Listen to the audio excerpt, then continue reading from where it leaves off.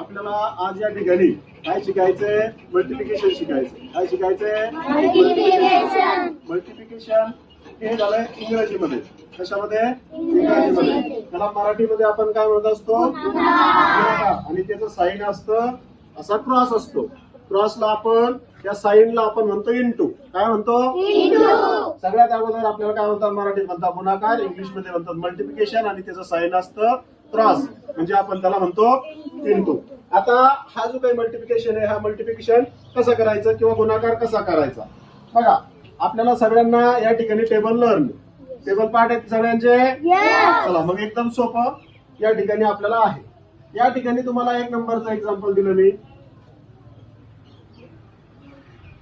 बघा. आता हे एक्झाम्पल तुम्हाला दिलेलं आहे, दिसतंय सगळ्यांना? आता सगळ्यात सोपं आणि एकदम छोटं उदाहरण या ठिकाणी आहे.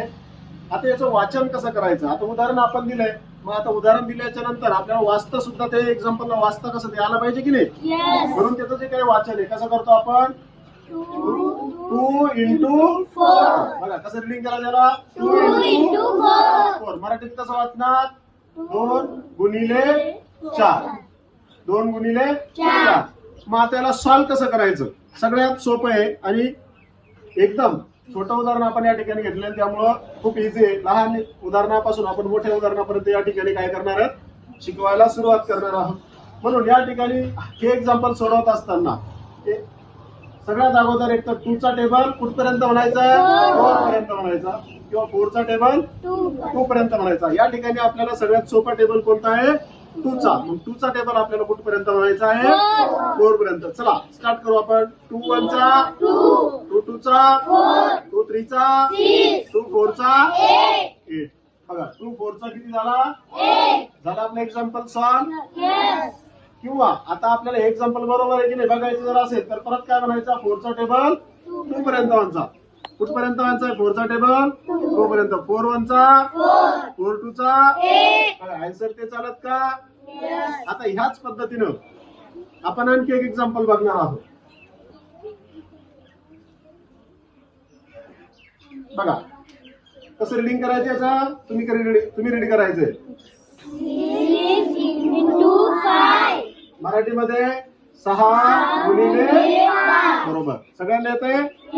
बघा आता काय करायचंय? 6 चा टेबल 5 पर्यंत व्हायचा. 6 1 चा 6 2 चा 6 3 चा 6 4 चा 6 5 चा 6 5 चा 30. तुम्ही जर या ठिकाणी 5 चा टेबल जर 6 पर्यंत म्हटला तर किती येणार आहे? 30. आता बघा हे जे काही गुणाकार आहे, हा जो काही मल्टिप्लिकेशन आहे, याचा जे काही आपल्याला आपल्या व्यवहारात कुठं उपयोग होत असेल तो काय होत असतो? आपण दुकानातून एखादी वस्तू विकत आणत असेल त्यावेळेस काय होत असतो? आपल्याला या ठिकाणी मल्टिप्लिकेशनचा उपयोग होत असतो. आता तो कसा होतो ते आपल्याला बघायचंय. ओके.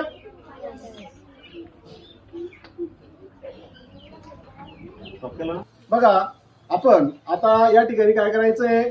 आपल्याला दुकानातून एकूण 7 बिस्किटचे पुडे आणायचे. किती पुडे आणायचे? 7 पुडे आणायचे. मग आता एका बिस्किटच्या पुड्याची किंमत किती आहे? 5 रुपये. किती रुपये? 5 रुपये. मग आपल्याला जर आता 7 बिस्किटच्या पुड्यांची किंमत आपल्याला काय करावं लागणार आहे? म्हणजे 7 पुड्यांची जी काही रक्कम आहे ती रक्कम आपल्याला कोणाला द्यावं लागणार आहे? दुकानदाराला द्यावं लागणार आहे की नाही? मग आता त्यावेळेस आपल्याला किती रुपये त्याला द्यावं लागतील? तर त्यासाठी आपल्याला काय करायचंय? या ठिकाणी एक बिस्किटच्या पुड्याची किंमत किती आहे? एक बिस्किटचा पुडा त्याची किंमत किती आहे? 5. बरोबर आहे. म्हणून आपल्याला त्याला किती द्यावं लागणार आहे? 5 रुपये. कारण की 5 1 चा 5. मग आपल्याला आता एकूण किती बिस्किट घ्यायचे आहेत? 7. 7 बिस्किटच्या पुड्याची किंमत हे बिस्किटचे पुडे आणि त्याला गुणिले काय करायचं आहे? त्याला मल्टिपल किती करायचे? 5 रुपये. कारण की किंमत किती आहे? 5 आणि बिस्किटचे पुडे किती आहे? 7. म्हणजे जे जेवढे बिस्किटचे पुडे असतील तेवढ्या त्याला किमतीनं काय करायचंय?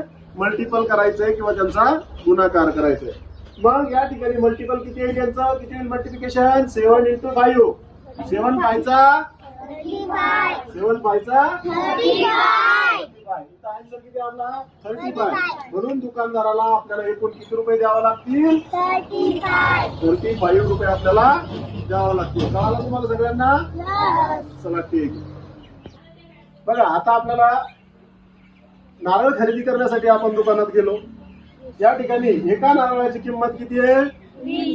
20 रुपीज असेल व आपल्याला 8 नारळ घ्यायचे असेल.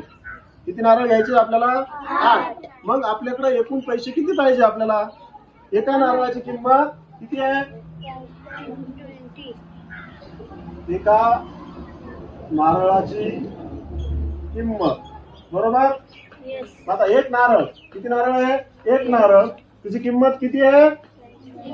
20 रुपीज. म्हणजे 20 into 1, 20 एक 20 बरोबर आहे. 20 into 1 is equal to 20. म्हणजे एका नारळाची किंमत किती आहे? 20. मग आपल्याला किती नारळाची किंमत काढायची आहे? 8 नारळांची, म्हणजे 8 नारळाची. 8 नारळांची किंमत बरोबर. 8 नारळ, त्यांची किंमत किती आहे? 20 रुपये एका नारळाची. म्हणजे 8 into 20 आपल्याला या ठिकाणी करावं लागणार आहे. 8 गुणिले 20 आपल्याला करावं लागणार आहे. मग 8 into 20 किती होता?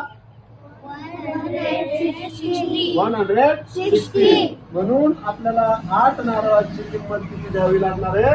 160. कळालं सगळ्यांना? Yes. ओके.